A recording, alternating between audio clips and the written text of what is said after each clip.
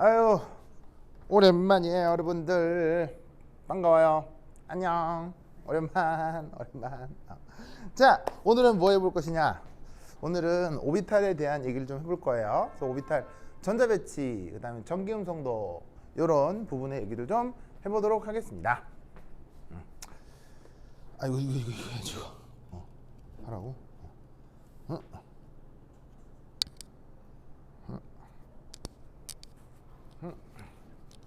마이크를 주고 하나 둘 셋 넷. 좋았어. 자, 5장 프린트를 드렸는데요. 그거 이 5장도 할 얘기가 막 억수로 많거든요. 억수로 많기 때문에 그거 이제 오늘 강의가 올라갔을 거야, 그죠? 그거를 또 미리 다 봐주시기 바랍니다, 그죠?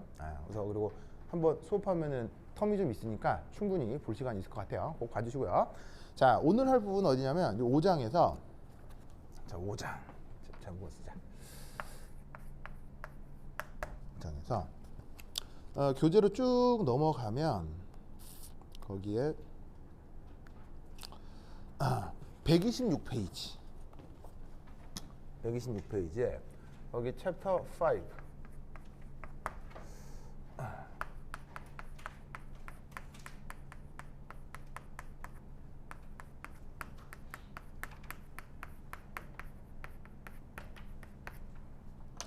이걸 좀 해보도록 하겠습니다. 자, 여기 이제 어떤 말이 나오냐면, 아이 깜짝이야. 만수르. 만수르. 여기 있어. 만수르 보고 싶었죠.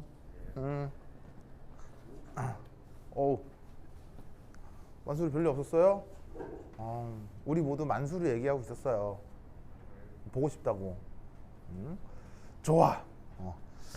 자, 여기 이제 어떤 말이 나오냐면 전이금속이라는 말이 나오잖아요. 그래서 얘가 원래 표현으로는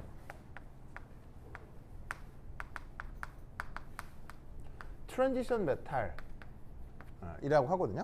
그래서 이제 얘를 우리말 번역으로 전이금속 이렇게 번역을 한 겁니다. 그래서 의미는 바로 요거예요. D 혹은 F 오비탈에 뭐 일부의 전자 배치가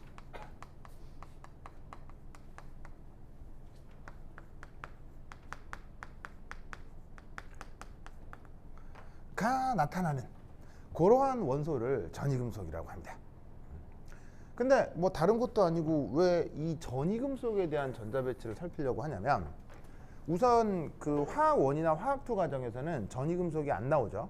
이제 일반화학 할 때 이제 전이금속이 나오는데 이 그 s오비탈, p오비탈의 전자 배치는 뭐 여러분들이 막 뭐 이런 말 들어본 적 있을 거라고요. 뭐 1s2, 2s2, EP6, 3s2 뭐 이런 게들이 있잖아요. 그래서 화학1, 화학2 배우면 이렇게 나오잖아요. 나오는데 여기에서 바로 이제 드디어 d오비탈, 그다음에 f오비탈 이런 것들의 전자 배치도 동시에 사실은 알아두셔야 돼요.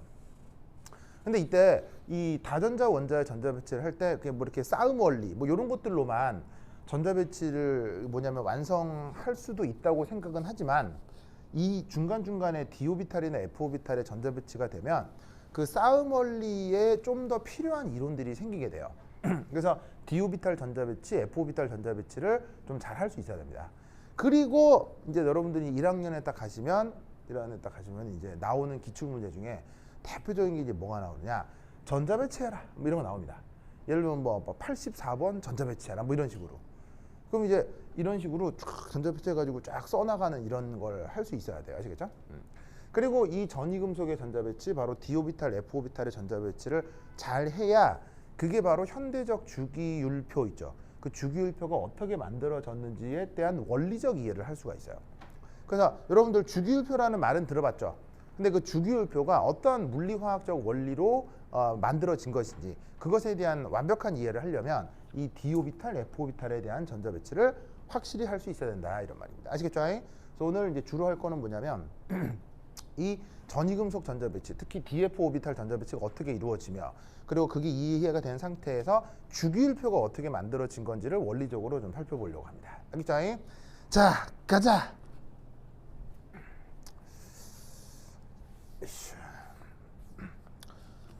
자, 그 다음 내가 제목으로 뭐라고 하고 있지? 오케이, 5.1.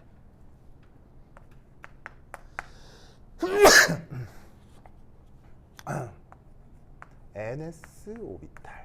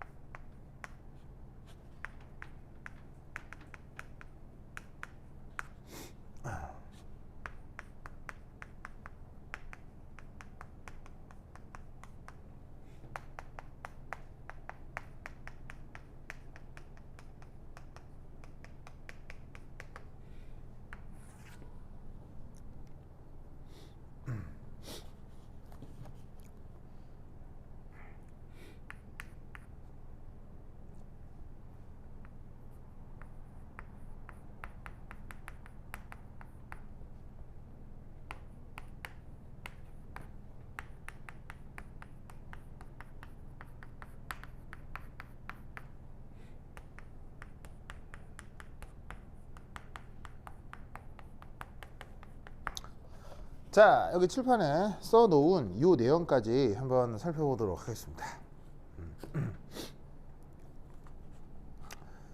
자, 그럼 생각해 보겠습니다.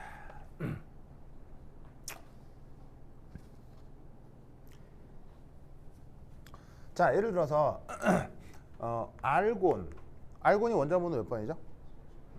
18. 그럼 이제 얘가 전자가 몇 개가 있다는 거예요. 원자번호가 18개니까 중성이면 전자가 18개가 있다는 거죠.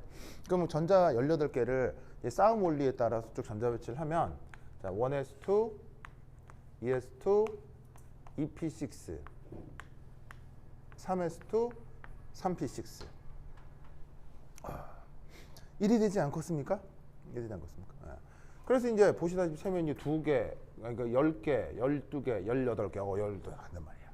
그래서 뭐 여기까지는 뭐 특별한 이의 없이 그냥 전자 배치가 됐는데 이때 이제 얘가 19번에 이게 이제 19번에 얘가 이제 포타슘 보이시죠? 포타슘이 되면서 그 다음 어떻게 된다? 1s2, 2s2, 2p6, 3s2, 3p6 하면서 이게 이제 두 가지를 한번 생각해 볼 수가 있단 말이에요. 자, 여기까지는 18개죠. 그럼 여기서 전자 하나가 더 많아지니까 나머지 하나를 이제 어디에 채울 것이냐. 바로 첫 번째 옵션은 3D1. 그죠? 3D1. 두 번째 옵션은 4S1. 이렇게 된다. 이런 말이죠.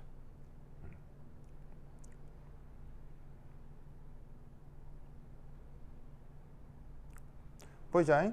이때 이제 이 옵션에 대한 생각을 좀 하면 우선 첫 번째는 우선 기본적으로 이거예요. 더 안정한 오비탈에 전자가 우선 배치되는 것이 이게 뭐 당연한 기본이겠죠. 근데 이제 이게 되게 재밌는 건 1. 주 양자수가 작을수록 오비탈의 에너지는 더 안정하죠. 그러니까 3D하고 4S를 비교하면 주양자수는 어디가 더 작아요? 주양자수 3D가 더 작단 말이에요. 그럼 이제 이때 어떻게 되냐면 3D가 더 안정할까? 뭐 이렇게 예상이 된단 말이에요. 그렇죠? 어쨌건 주양자수가 작으니까. 근데 이제 어떻게 되냐면 바로 이제 L. 자, 주양자수는 보통 무슨 기호로 써요? 주양자수는 N으로 쓰는데 L이라고 쓰는 양자수가 있죠. 그건 우리가 뭐라고 불러요? 얘는 각 운동량 양자수죠. 아, 여러분도 영어로 다 써줘야 되구나. 영어로 써줘야 되구나. 한번 써볼까? 만수르? 주양자수 영어로?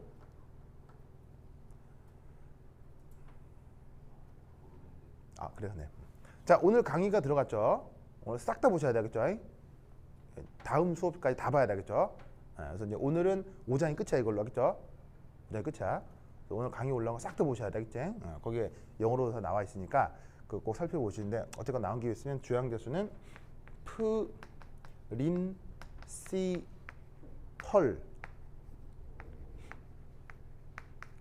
퀀텀 넘버, 프린시펄 퀀텀 넘버라고 하는 게 바로 주양자수고요. 여러분 학교 시험 바로 영어로 나오니까 이 바로 알아두셔야 돼요. 그다음에 각운동량 양자수. 이건 영어로 뭐라고 한다? 말 그대로 앵귤러 모멘텀 퀀텀 넘버.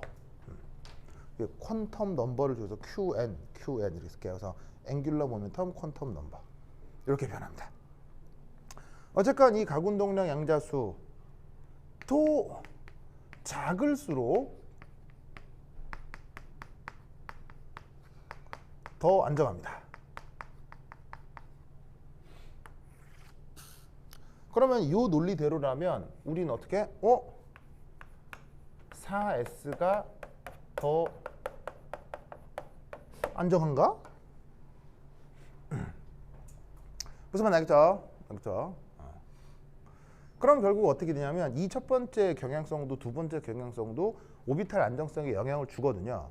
주는데 이때 두 영향이 지금 서로 충돌한다 이런 말이에요. 무슨 말 알겠죠? 그래서 실제로 어떻게 되냐면 이렇게 됩니다. 그래서 어떻게 되냐면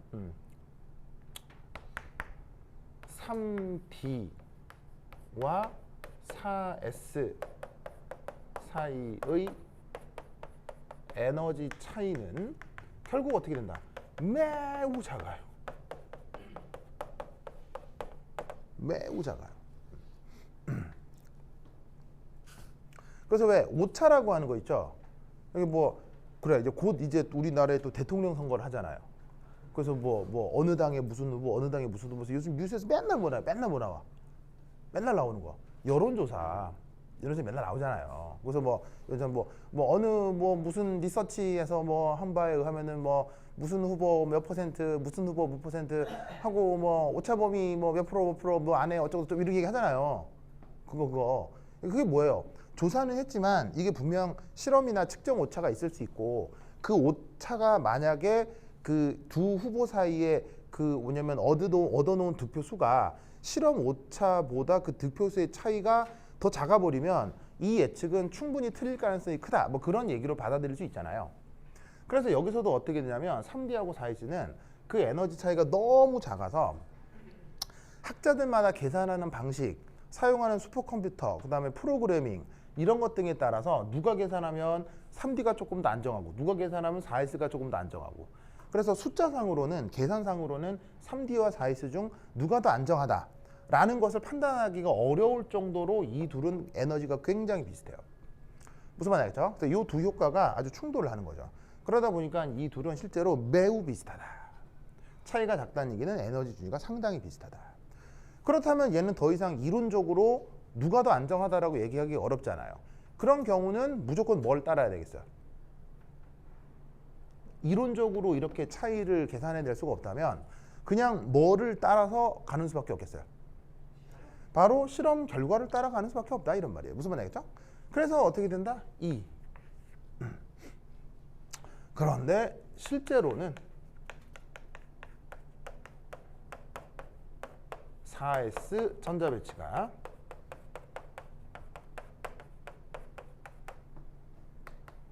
더 안정해집니다.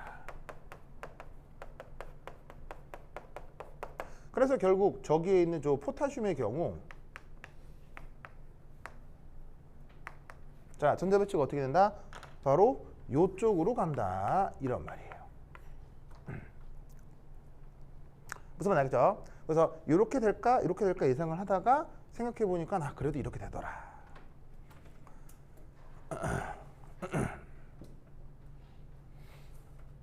그래서 이때 포타슘 전자 배치를 어떻게 쓰냐면 이렇게 쓰는 겁니다. 바로 1s2, 2s2, 2p6, 3s2, 3p6까지 이렇게 쓰면 이건 누구랑 똑같아져요? 여기는 알곤 전자 배치랑 똑같아지죠. 그래서 이만큼을 어떻게 바꾸어 쓰기도 하냐면 바로 짜잔 18개의 전자 배치는 알곤이랑 똑같고 그 다음 19번째 전자 배치만 4s1에 이렇게 들어간다 라고 표기를 해주는 거예요. 무슨 말 알겠죠? 알겠죠? 이 생각을 기억해 두시기 바랍니다. 그러면 보십시다. 어쨌거나 계산을 통해선 3D하고 4S에 누가 더 전자가 먼저 차는지 계산을 통해서는 결판이 안 난다고 했죠. 어쩔 수 없이 실험 데이터를 엿볼 수밖에 없는데 그 실험 데이터 속에서 어쨌건 이렇게 되면 어쨌건 이렇게 존재하면 그게 더 안정한 거겠지. 알겠죠? 그럼 이제 여기다가 그냥 그런갑다 하고 넘어가면 좀 그렇고 여기에도 이제 또 어떤 말을 만들어 붙여야 될 거 아니에요. 이때 이제 어떤 말을 쓴다? 이런 말을 사용해 줍니다.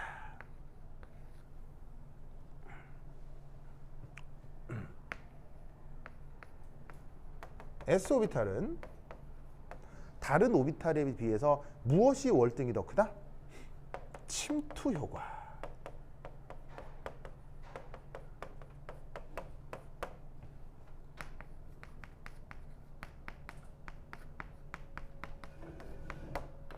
자, 여기 아주 중요한 표현이 하나가 나와 있는데 침투 효과. 침투 효과. 영어 표현으로 뭐예요? 침투 효과 영어 표현으로. 바로 penetration effect라고 합니다. penetration effect. 자, 이 침투 효과가 뭐냐? 이겁니다.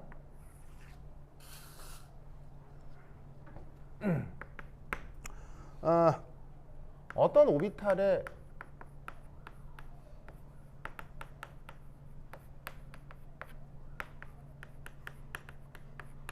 배치된 전자, 뭐 그게 뭐 예를 들면은 어떤 전자가 1s에 있을 수도 있고 2s에 있을 수도 있고 2p, 3 어디든 있을 수 있는데 어느 오비탈에 배치된 어떤 전자, 어떤 오비탈에 배치된 전자, 그 전자의 핵으로부터의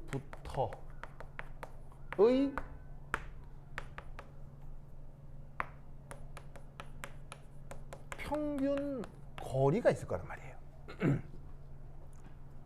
평균 거리. 그러니까 어떤 전자가 1s에 채워져 있다, 2s에 채워져 있다라고 하면 이 전자가 핵에서 평균적으로 얼만큼 머냐, 얼만큼 가까우냐 하는 어떤 척도가 있을 거 아니에요.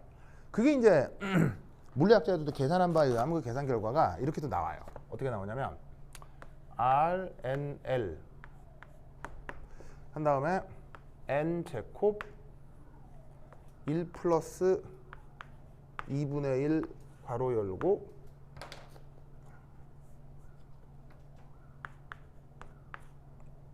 (1 빼기 L) L 플러스 1 N 제곱 A 제로 Z 이펙티브.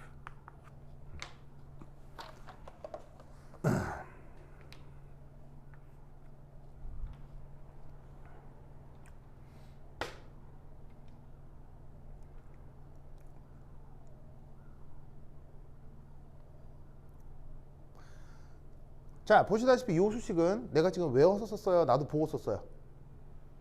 나도 보고 뭘 보고 썼죠? 나도 보고 썼기 때문에 이건 외울 필요 있다 없다? 외울 필요 없어요. 만약에 필요하면 문제에서 제시하는 거니까 그냥 그 외울 필요 없고 필요하면 나오는 거니까 걱정하실 필요 없어요. 자, 이때 N은 뭘 얘기하는 거겠어요? N. 바로 여기에 있는 아까 얘기했던 주양자수를 얘기하는 거고요. 그러니까 어떤 오비탈이니까 그 오비탈의 주양자수가 될 거라는 얘기죠. 그리고 L은 뭐겠어요? 아까 얘기했던 각운동량 양자수가 되겠죠.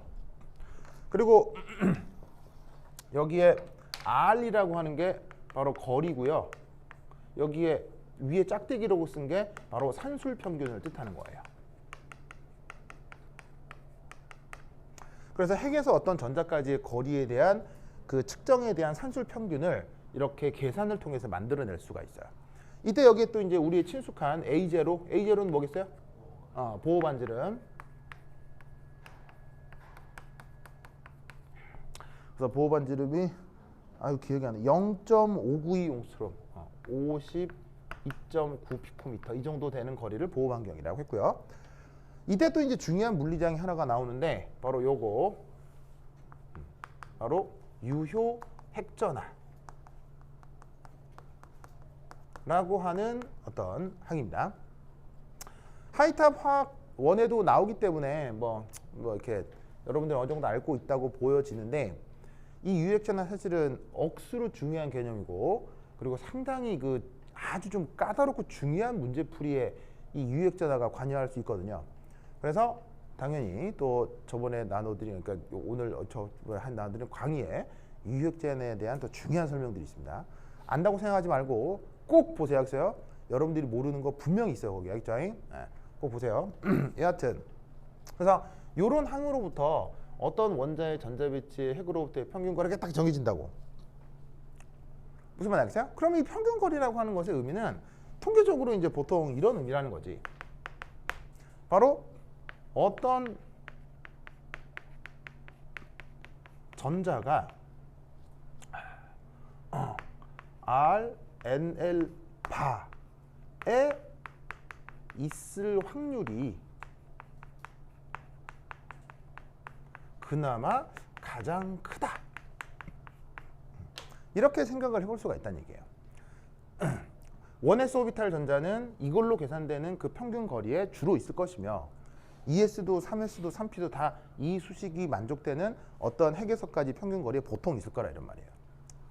무슨 말 알겠죠? 자, 그런데 이제 여기 어떤 말이 등장하게 되냐면 드디어 이제 확률. 무슨 말 알겠죠? 알겠죠? 그런데 놀라웠게도 자, 어떤 전자가 평균 거리에 있을 확률이 가장 크다는 얘기는 이게 100% 이 거리에 있다는 얘기예요?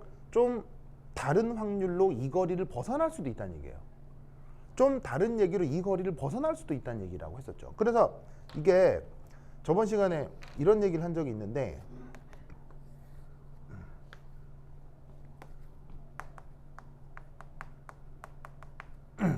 자, 이게 핵이고 여기가 거리면 예를 들어서 보호 모델이라고 하는 건 어떤 모델이라고 했어요? 보호 모델은 만약에 주양자 수가 1이다. 그럼 무조건 여기에 있어야 되고요. 주양자 수가 2다 하면 무조건 이 거리에 있어야 되고 주양자 수가 3이다 하고 하면 무조건 이 거리에 있어야 된다. 그래서 보호 모델에 의해서는 이 정해진 거리, 정해진 반지름이 아닌 곳은 존재할 확률이 0.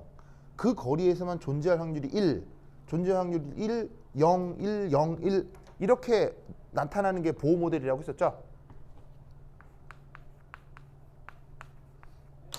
그런데 양자역학적으로는 어떻게 된다고 했어요? 그때 막 내가 뭐 그 얘기 했었잖아요. 재윤이가 연예인이 되면 어떻게 되느냐 뭐 그런 거. 기억나요? 그 양자역학적으로는 어떻게 돼? 그래, 요렇게 보호 모델에서 예측되는 그 거리에 전자들이 있을 확률이 높은 건 맞지만 그건 확률이 높다는 거지 무조건 그렇게 돼야 된다는 걸 의미하는 건 아니다. 그래서 실제로는 어떻게 되냐면 이 거리에 따른 존재 확률을 보면 어떤 양자수가 있을 때 그것에 대해서 분포가 뭐 이렇게 나타난다는 거예요. 어떤 양자수에 대해서 분포가 이렇게 나타나고 어떤 양자수에 대해서 분포가 이렇게 나타난다 이런 말이에요. 그래서 어떻게 되냐면 그 평균 거리에 있을 확률이 보통 가장 높은 건 맞지만 거기서 벗어나서도 일부 존재할 수 있다. 라는 얘기를 저번 시간 보호 모델 막 얘기하면서 했었죠? 기억나시죠? 그래서 이런 예측이 보호 모델적인 예측이고 그게 아니라 확률적으로 좀 다른 데도 있을 수 있다. 라는 얘기가 이게 바로 양자역학이다. 이런 얘기들을 했었다 이런 말이지. 뭐만 알겠죠? 알겠죠? 그러다 보니 여기서 이제 어떤 해석을 할 수 있느냐. 자, 어딜 치울까? 5.1 1 아직 1이 안 끝났네. 안 끝났네. 자, 그러면 지우개로 어딜 지울까? 3. 자, 여기 줄게요. 여기 준다잉. 나.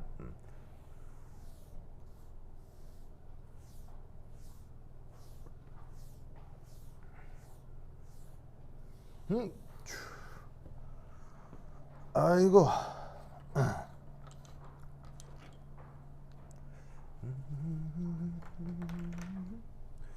어디 갔어? 3. 3에서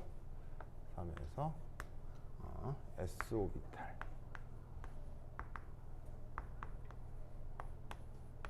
를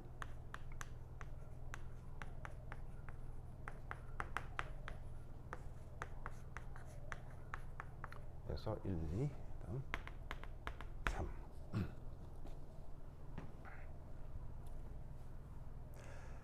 자, 그러다 보니 전자들이 이렇게 계산으로 예측이 되는 평균 거리를 벗어나서 전자들이 존재할 수도 있게 된단 말이에요.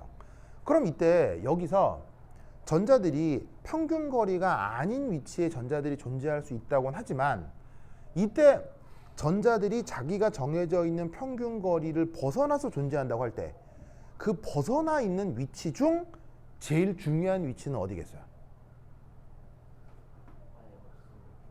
자, 핵이 여기 있고요. 여기 평균 거리가 있잖아요. 그럼 평균 거리에 있을 확률이 제일 높긴 해. 근데 이 평균 거리를 벗어나서 좀 더 멀리 떨어져 있을 수도 있고 좀 더 가까이 있을 수도 있는 거지. 무슨 말 알겠어요? 그래서 실제로는 이렇게 확률이 쫙 이렇게 된 게 아니고 평균 거리를 중심으로 확률이 이런 분포를 이룬단 말이야. 그럼 이때 평균 거리가 아닌 위치 중에서 핵에서 좀 멀리 있을 수도 있고 가까이 있을 수도 있는데 여러 위치 중 평균 거리가 아닌 위치 중에는 어느 위치가 물리적으로 제일 중요하겠어? 뭐라고? 전자가 없어진다고요? 전자가 있을 수 없는 위치요. 그것도 중요하긴 하겠네요. 중요하겠네요. 그걸 우리가 노드 마디라고 하는데 거긴 또 이제 우리가 또 다르게 또 취급할 수 있고. 자, 또 다른 거는 사실은 마디도 양자역학의 이제 중요한 그 현상 중에 하나거든요. 고전역학에서 나타나지 않는. 근데 그 좀 더 고전역학적으로 생각했을 때라는 얘기예요. 좀 더 고전적으로 생각했을 때 평균 거리가 아닌 위치 중에서 전자가 벗어났을 때 어디가 굉장히 중요하겠냐는 거죠.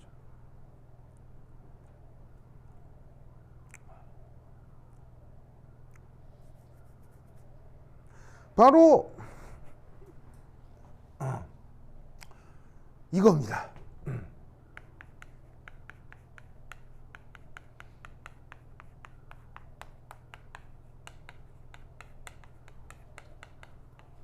평균 거리가 아닌 위치 중 다른 곳에도 전자가 다른 확률들로 다 존재할 수 있다고 했었죠.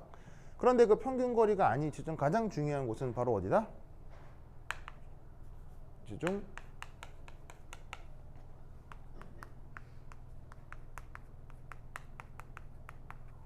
바로 핵 근처입니다.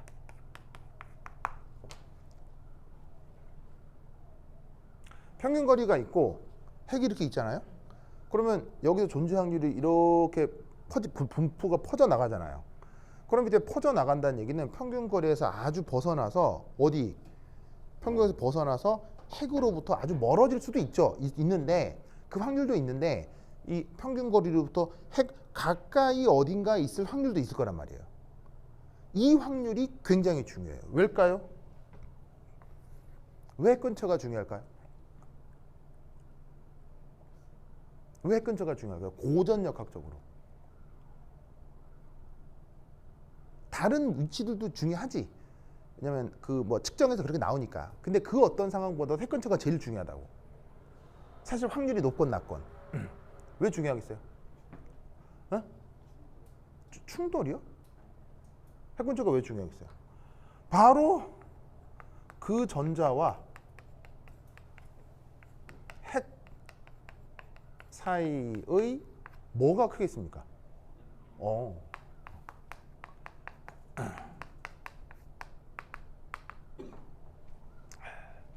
무슨 말 알겠죠? 인력이 크다는 얘기예요. 그러면 어찌됐건 전자하고 핵 사이에 인력이 크다는 얘기는 그 전자가 불리하다는 얘기예요? 그 전자가 유리하다는 얘기예요?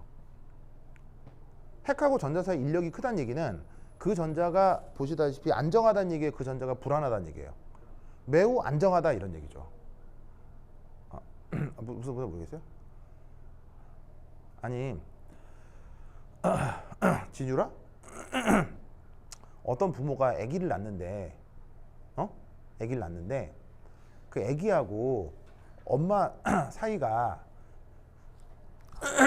아기하고 엄마 사이가 이게 쫀쫀해야 그 아기의 생존성이 올라가겠어요? 대면대면 해야 그 아기가 잘 크겠어요? 근데 내 무슨 말인지 알겠어요? 아 이게 어렵나? 이게 그렇게 어렵나? 근데 무슨 말인지 알겠죠? 이거 알겠죠? 이게 안 돼, 알겠어요? 이게 갑자기 엄마 얘기 생각나니까. 여러분 모성애라고 있죠. 모성애. 엄마가 아기를 좋아하는 그 감정.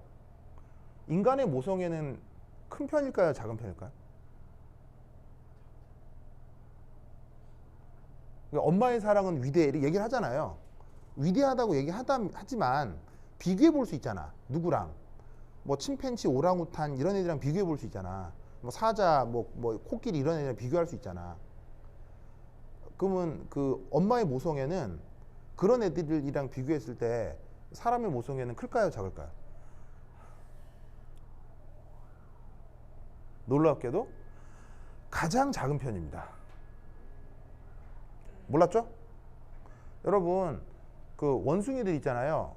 새끼 키우다가 새끼가 어쨌든 죽을 수도 있잖아.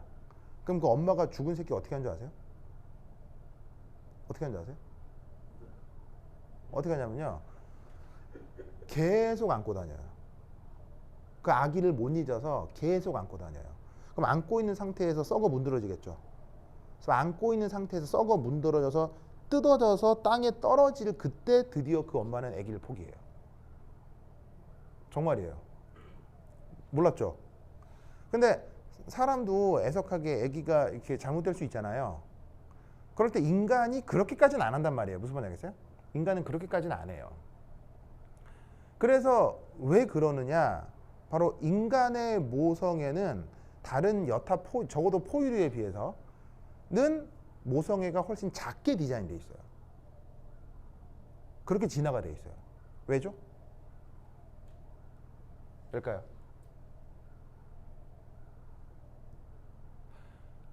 모든 것은 생존성의 문제예요.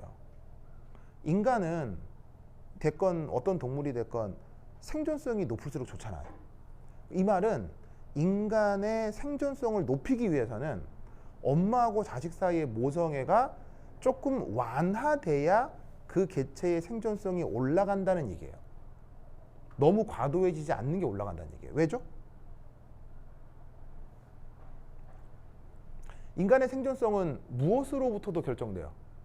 인간의 생존성은 뭐 체력, 건강 이것도 중요하죠. 가장 중요하죠. 근데 인간의 생존성은 그거 말고 뭐에도 큰 영향을 받아요. 바로 문화력이요. 아주 어려워요? 지식, 학력 이런 거요. 교육, 도덕 이런 거요. 그럼 생각해봐. 엄마가 나한테 모성이 너무 커. 그래서 원숭이처럼 엄마가 나를 1초도 못 대놔. 그럼 어떤 일이 벌어지겠어요? 나는 아빠한테 배울 기회가 없어지는 거예요. 형한테 배울 기회가 없어지고 삼촌, 할머니한테 배울 기회가 없어지는 거예요. 그래서 인간은 어떻게 돼? 다른 동물에 비해서 이 사회생활이 굉장히 조직화되어 있죠. 그 사회생활에서 만들어지는 문화를 습득하기 위해서 모성애가 좀 작게 디자인되어 있어요. 그래서 어떻게 된다? 아기는 엄마에서 살짝 떨어져서 아빠한테도 보살핌을 받을 수 있고 삼촌, 이모, 고모, 형제, 할머니 무슨 말인지 알겠어요? 그들에게서 보살핌을 살짝 받는 거예요. 그러면서 그들의 문화력을 흡수하면서 생존성이 올라가는 거죠. 무슨 말인지 알겠어요? 그럼 이 말은 무슨 말이냐? 육아는 엄마가 하는 거예요? 사회가 하는 거예요? 인간은? 육아는 엄마가 하는 거가 맞아요? 사회가 하는 게 맞아요? 인간의 육아는 사회가 하는 거예요. 무슨 말인지 알겠죠? 그러니까 육아에 대한 세금 지원이 있어야 되겠어, 없어야 되겠어? 육아에 대한 세금 지원이 있어야 되겠어, 없어야 되겠어요? 있어야 된다 이런 말이에요. 그것이 인간이로 진화된 생명에 대한 제대로 된 이해와 예의라는 거예요. 진율 알겠어요? 진율이 가는 학교는? 진율이 가는 학교는? 무슨 말? 과학 무슨 말 알겠어요? 그럼 삶도 어떻게 살아야 돼? 과학 무슨 말 알겠어요? 그러니까 여러분들이 앞으로 국회의원을 뽑거나, 국회의원을 뽑거나 뭐 대통령을 뽑거나, 그때 육아에 세금 지원을 하는 후보를 골라야 되겠어요? 안 하는 후보를 골라야 되겠어요?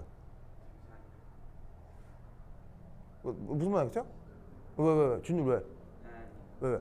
아니, 방금 내가 얘기했잖아. 그러면 여러분들 앞으로 투표를 할 때 내가 누굴 찍으라가 아니고 얘기를 딱 들어봤더니 어떤 후보는 그거 뭐 애들 키우는데 그거 뭐 집에서 엄마한테 잘 키우면 되지 이렇게 얘기하는 사람이 있는 반면에 어떤 후보는 우리 사회가 다 같이 육아에 다 같이 관심을 가져야 됩니다 이렇게 얘기하는 후보가 있다면 누굴 찍어야 되겠어요? 누굴 찍어야 되겠어요? 근데 무슨 말인지 알겠어요? 근데 그럼 누구를 찍어라의 근거가 뭐냐고, 근거가 과학이란 얘기예요, 알겠어요? 도덕도 아니고요, 종교도 아니고요, 과학이어야 한다고요. 방금 생물학 무슨 말인지 알겠어요? 이거는 그 동물 생태학이죠. 동물 생태학도 생물학이죠. 그럼 여러분들 생물 배워 안 보여? 생물 배우잖아요. 그 배운 대로 행동해야 될 거 아니에요. 왜 여러분들은 어느 고등학교를 가요? 예술고등학교 가요? 뭐 정치고등학교 가요? 요리고 가요? 요리고 알죠? 요리고 요리하는 고등. 어느 고등학교 여러분들은? 과학 무슨 말이야? 진율 어느 학교? 네, 무슨 말인지 알겠죠? 무슨 말인지 알겠어요? 그래서 사람은 배운 대로 행동하면 아무런 문제가 없어요. 근데 어떨 때 문제가 생기냐면 배운 거하고 행동하고 달라질 때, 그럴 때 비극이 생겨요. 저기 알겠죠? 만수 알겠어요? 만수 내 말 너무 이상해요? 이상해요? 알겠죠? 하여튼 그렇다.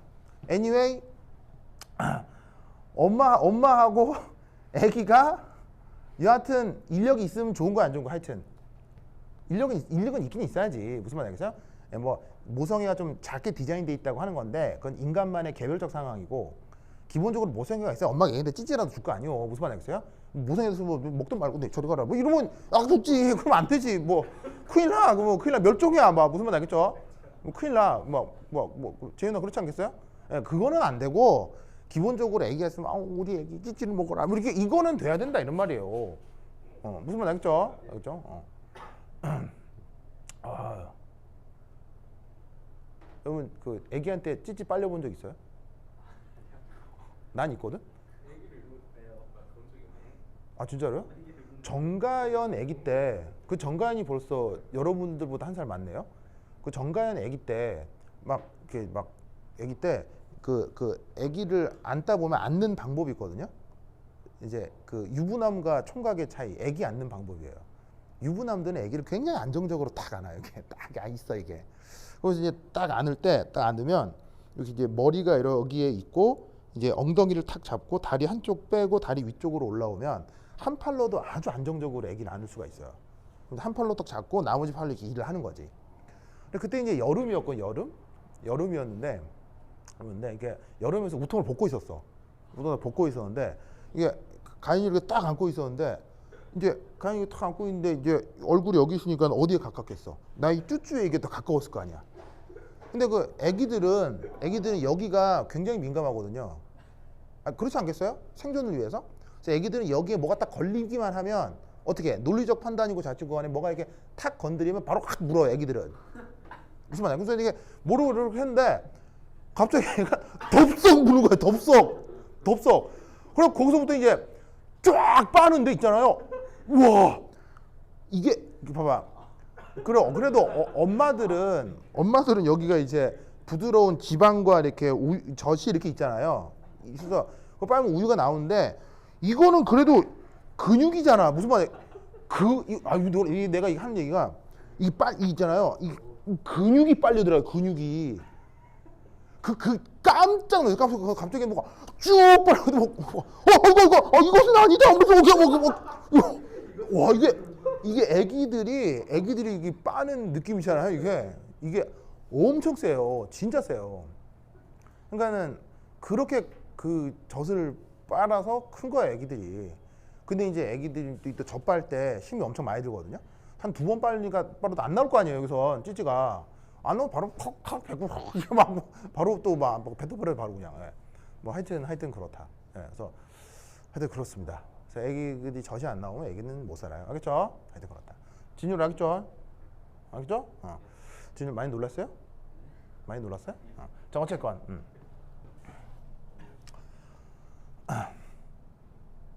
그래서 전자가 그 오비탈이 허용하는 어떤 평균 거리에 있는 게 가장 확률이 높겠지만 그 아닌 위치에도 있을 수 있는데 그 중에 제일 중요한 게 핵 근처다. 왜? 그때 그 전자가 핵하고 인력이 아주 커지기 때문에. 무슨 말 알겠죠? 알겠죠? 그래서 이때 편의상 핵 근처에 전자가 존재할 확률의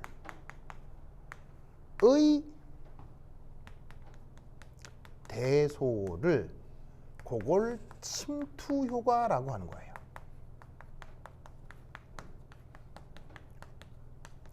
영어로는 penetration effect인데 뭐 한글로 쓰는 게 더 빨라서 침투 효과라고 썼습니다.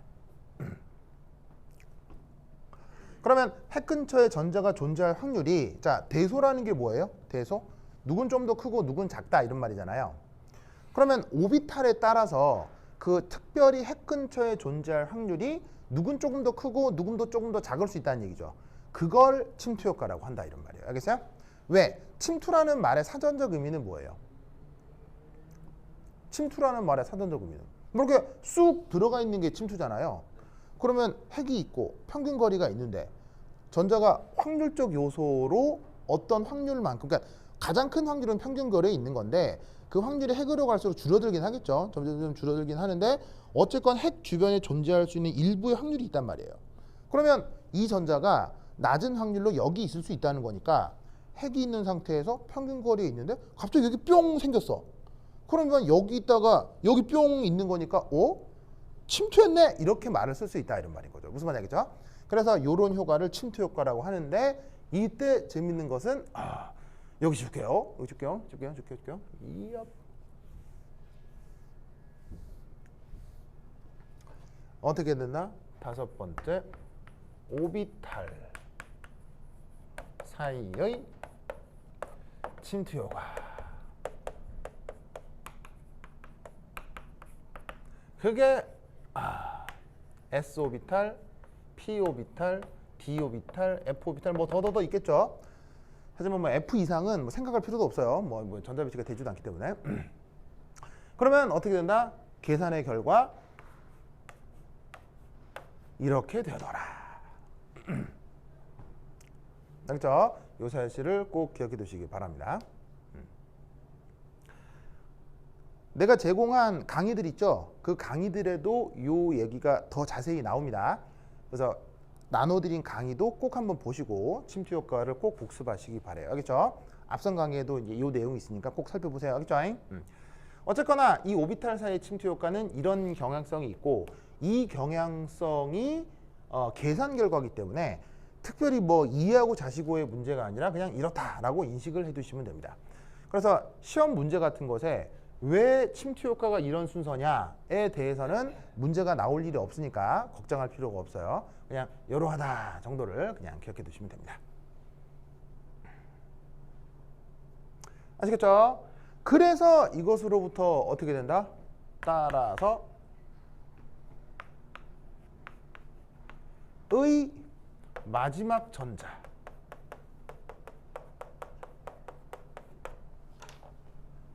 그 마지막 전자 누구 얘기하는 거겠어요? 요거 19번이니까 18개 채우고 그 19번 전자 이 전자 알겠어요? 의 마지막 전자가 3D보다는 4S에 배치될 때 어떻게 된다?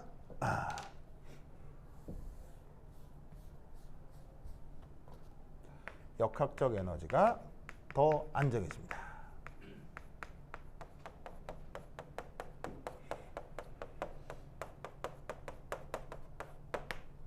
그래서 어쨌거나 4S에 3D보다 먼저 전자배치가 되는 것을 이렇게 침투 효과라는 개념으로 말을 만들어 두는 거예요.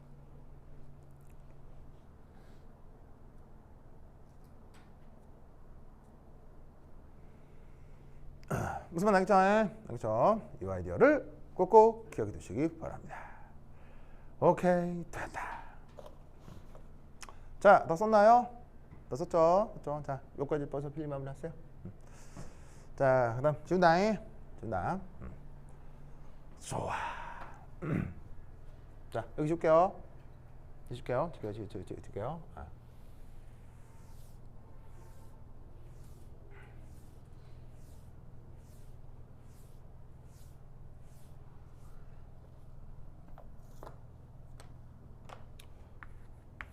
두 번째.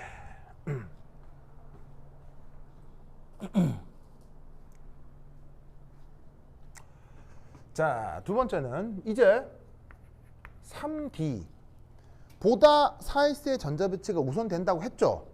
그래서 3D보다는 4S의 전자를 먼저 배치하면 되는구나. 다 좋은데 근데 애석하게도 4S 오비탈에는 전자가 몇 개밖에 못 차요. 몇 개? 두 개밖에 못 차잖아요. 그럼 이게 영원한 게 아니고 두 개 다 채우고 나면 그다음 어쩔 수 없이 3D에도 전자가 채워지는 일이 벌어질 수밖에 없다 이런 얘기야. 알겠어요? 그럼 이제 어떻게 되느냐? 3D에 이 전자 배치가 나타나죠.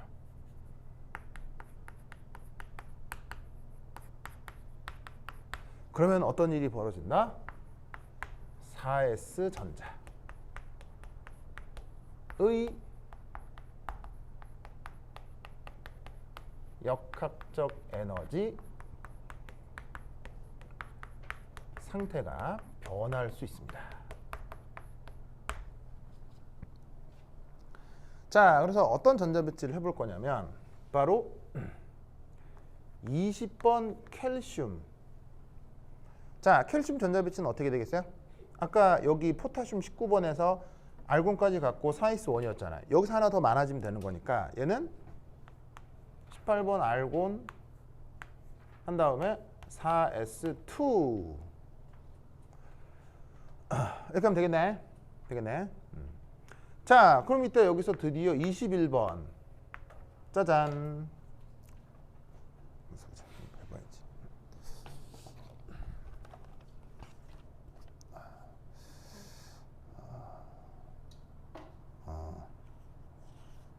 민채야?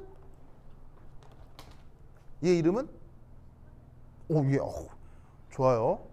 이럴 땐 이제 스캔디움이라고 하면 되죠. 스캔디움. 좋았어. 스캔디움. 민채?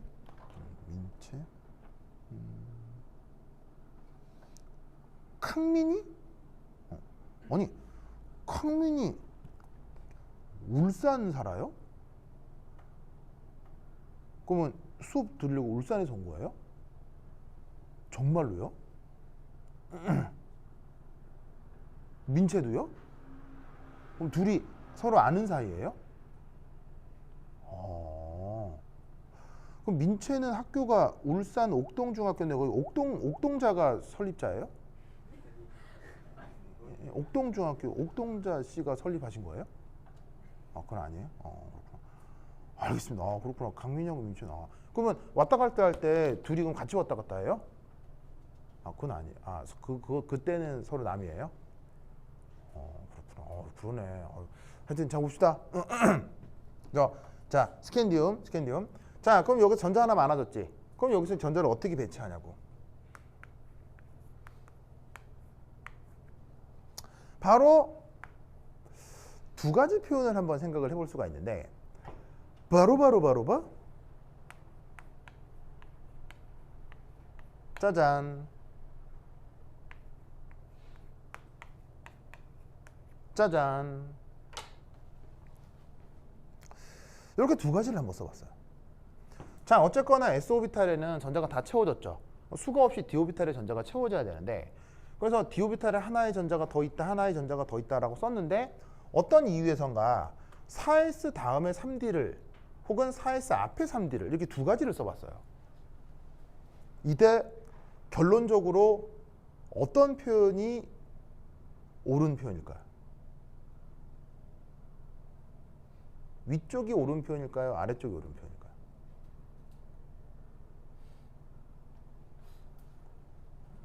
이게 맞을까요? 이게 맞을까요?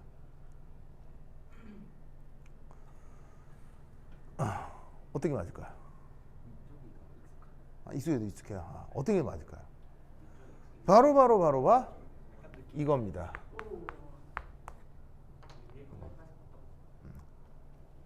무슨 말이죠?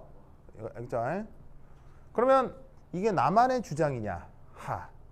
그래서 내가 자, 교재 드렸죠? 교재에 128페이지 봅시다. 128페이지 찾았어요? 자, 128페이지 교재 거기를 보면 뭔가를 스캔해 놓은 그림이 하나가 있죠. 찾았어요? 거기에 21번에 스칸듐에 전자배치가 어떻게 되어 있냐면 알곤 3D1 4s2라고 되어 있죠. 찾았어요? 내가 이걸 왜 타이핑을 안 했고 스캔한 건지 알겠어요? 이게 근거를 보여드리기 위해서예요. 그러면 여기 나와 있는 이 전자배치의 근거는 뭐냐? 쭉 아래쪽에 내려오면 그거 봐봐요. 내려오면은 그 영어로 그 주석이 나와 있죠. 그 주석에 이런 말이 있을 거예요. National Bureau of Standards. 찾았어요? National Bureau of Standards. 워싱턴 DC. 찾았어요? 그럼 이게 무슨 말이겠어요? 국가표준청. 여기서 국가는 설마 우리나라? 여기서 국가는 뭐? 무슨 말인지 알겠어요? 뭔 말인지 알겠어요? 미국이 저지르는 정말 폐악질 정말 많지만, 그러나 예, 미국이 뭐냐면은 선진국이며 강대국인 이유가 바로 이런 것에 있는 거예요. 무슨 말이냐면 미국이 선진국인 건 총칼로 위협해서 다른 나라의 자원을 뺏어오기 때문에, 그리고 돈이 많아서 선진국이 아니고요. 국민과 전 세계 사람들을 위해서 이런 서비스를 하는 게 이런 데에서 이 선진국의 풍모가 보이는 거예요. 그리고 놀랍게도요.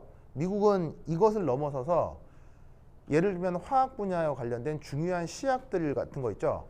그런 것에 대한 정보를 국가가 정리해서 서비스를 합니다. 정말이에요. 그래서 그 미국의 국가 그 연구단지 사이트에 접속을 하면 전 세계 누구건 공짜로 몇몇 화합물들의 대부분 많은 화합물들의 물리화학적 성격을 공짜로 검색할 수가 있어요. 무슨 말인지 알겠죠? 미국은 그 많은 세금으로 이런 일도 한다 이런 말이죠. 알겠죠? 그러면 여기 내셔널 부루 오브 스탠다드인데 이거 소송 걸면 이기겠어? 어떻게 되겠어? 근데 무슨 말인지 알겠어요? 그럼 이게 맞아? 이게 맞아? 어떻게 맞아? 아니 내셔널 부루 오브 스탠다드 여러분 소송 걸어서 이기겠어요? 자, 이게 맞아? 이게 맞아? 이게 맞다니까? 무슨 말인지 알겠죠? 이게 맞다니까? 근데 왜 이게 바로 중달책에 이렇게 표현되어 있기 때문이에요. 중달이라는 사람은 화학적인 수준이 높지 않아요. 그래서 그 책을 읽으면, 중달이라는 사람 책을 읽으면 오류가 되게 많아요. 오류나 좀 어색한 설명들이 많아요. 그러니까 여러분들은 모르죠. 근데 이제 나처럼 전문적으로 이걸 공부한 사람들은 느껴요. 알겠어요? 사실은 이 사람은 그 화학적인 소양이 높지 않아요. 그러다 보니까 책에 약간 오류적 표현들이 있거든요. 근데 이거를 그대로 누가 받아 썼다? 대한민국에서?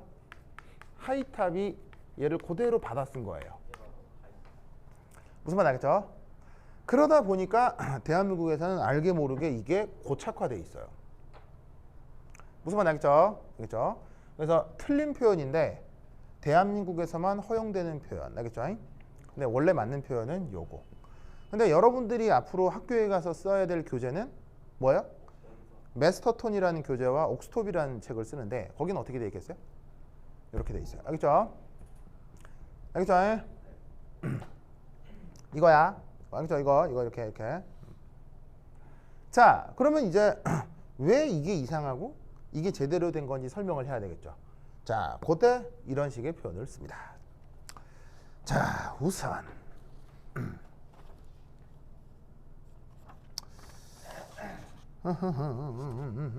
요거. 자, 첫 번째는 요겁니다. 야, 다시 뭐라고요? 돈 잘 버니까요. 귀찮고 하니까요. 귀찮고 뭐 이러니까 그냥 쓰는 거예요. 네. 하여튼 그렇다. 이게 그런 게 세상에 되게 많습니다. 오류가 있어도요 안 바꾸는 게 되게 많아. 인간 세상에는 하여튼 되게 많아요. 예를 들면은 독도가 맞아요, 다케시마가 맞아요. 이것도 다케시마가 맞다고 뭐 어떻게 또 할 사람 있지 또 여기서도. 독도가 맞아요, 다케시마가 맞아요. 네, 여러 과학적 증거로 독도가 맞거든요. 근데 어느 나라 홈페이지 가면 거기 다케시마라고 돼 있어요. 바뀌어요, 안 바뀌어요? 안 바뀌어요, 절대로. 네, 무슨 말인지 알겠어요? 그거 바꿀 수 있는 유일한 방법이 뭐예요? 암이죠. 암이요. 네. BTS가 한번 언급을 하면 아미가 그 나라의 국가 서버를 다운시켜 버려요. 그래서 몇몇 나라에 다케시마가 독도로 많이 바뀌었어요. 진짜예요. 몰랐죠? 정말입니다. 진짜예요. 많은 나라 국가 홈페이지에 다케시마가 독도로 많이 바뀌었는데 아미들이 서버 공격해서 그렇게 돼요. 뭐 서버 공격이라는 게 특별한 게 없죠. 뭐죠? 그냥 댓글 남기는 거죠. 바꿔주세요. 막 국가 서버가 뭐 휘청휘청 하는 거예요. 그래서 뭐 그러면 예를 들어서 거기 다케시마 그런 거 있잖아요. 뭐 문재인 대통령이나 우리나라 외교부 장관이 그 나라의 공식적인 서한을 보내가지고는 이거 외교적으로 좀 바꿔주세요. 바꿔줘, 안 바꿔줘? 절대 안 바꿔줘. 안 바꿔준다니까. 근데 아미가 하면 바꿔줘, 안 바꿔줘? 바로 바뀌어. 무슨 말인지 알겠죠? 하여튼 그렇다. 또 비슷한 얘기인데 이번에 그 오징어 게임 대박 났죠. 오징어 게임 이전에 전 세계 최고 히트작은 뭐예요? 왕자의 게임이거든요. 왕자의 게임이라고 HBO에서 나왔던 그 미국 드라마가 있는데 오징어 게임이 어떤 수치 보니까 왕자의 게임이 넘어섰던데요. 그래서 인류 역사상 최고 흥행 드라마는 이제 오징어 게임이에요. 정말이에요. 정말, 예, 왕자의 게임이 넘어섰어요. 진짜로. 그래서 어떤 일이 벌어진 줄 알아요? 넷플릭스에서 방영되는 모든 드라마에 다케시마가 독도로 다 바뀌었어요. 정말이에요. 그러니까 이게 모르고 번역하는 사람이 그냥 뭐 이게 뭐 일본이나 우리나라 관련 드라마가 있는데 거기를 뭐 그냥 모르고 나와 있는 대로 다케시마나 독도로 뭘들 번역했을 수 있잖아요. 이때 넷플릭스사에서 그거 다 검색해가지고 다케시마를 독도로 다 바꿨어요. 오징어 게임 이후로. 하여튼 그렇다, 알겠죠? 네, 그렇다. 그래서 그만큼 이런 걸 바꾸는 건 쉽지 않습니다. 알겠죠? 그런 일이 벌어지지 않는 일은 이런 걸 바꾸는 건 어렵습니다. 자, 어쨌건 첫 번째 일.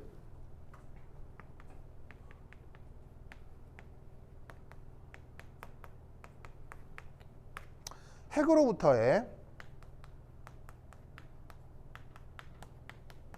평균 거리는 4S와 3D 중 어디가 더 가까울까요? 핵으로부터 평균 거리는 4S가 더 가까울까요? 3D가 더 가까울까요? 핵으로부터 전자까지 평균 거리는 4S가 더 가까울까요? 3D가 더 가까울까요? 어디가 더 가까울까요? 응? 평균 거리는 어디가 가까울까요? 보다 3D가 더 뭐하다? 더 가깝습니다. 그걸 어디서 할 수 있죠? 여기서요. 여기 있잖아요.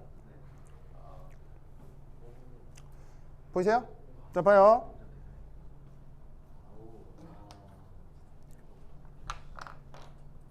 n은 뭐라고요? 주양자수죠. 얘는 커질수록 커질 거예요. 맞죠? 커질수록. 커지면 커지는 게 맞죠. 얘는 커지면 이게 작아지니까 없어지니까 커지면 커지는 게 맞죠. 그죠? 근데 여기서는 어떻게 되냐면 가군동력 양력소가 여기 있잖아요. 그럼 얘는 작아질수록 커지는 거예요. 커질수록 커지는 거예요. 아니지. 뭐라고 그런 거야? 다시. 아, 왜 헷갈려? 커질수록 얘는 작아지는 거예요. 작아지는 거예요. 무슨 말 알겠죠? 아, 헷갈려. 그래서 얘는 커지면 커지고 얘 앞에 마이너스가 있으니까 커지면 작아진다고. 무슨 말 알겠죠? 그럼 잘 봐요. 4s3d를 비교하면 주양자수는 어디가 더 작아요? 얘가 주양자수가 작으니까 더 가깝고요. 가군동량 양자수는 어디가 더 커요? 가군동량 양자수는 얘가 더 크죠? 그럼 얘가 또 더 가까운 거예요. 무슨 말 알겠죠? 그래서 주양자수는 클수록 멀어지는데 가군동력 양자수는 클수록 작아지기 때문에 주양자수로 비교하나 가군동력 양자수로 비교하나 3D가 더 가깝다고요. 알겠죠? 그렇죠? 그럼 어떤 일이 벌어지느냐?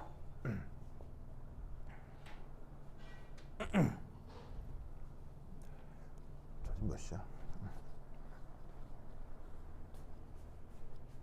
오!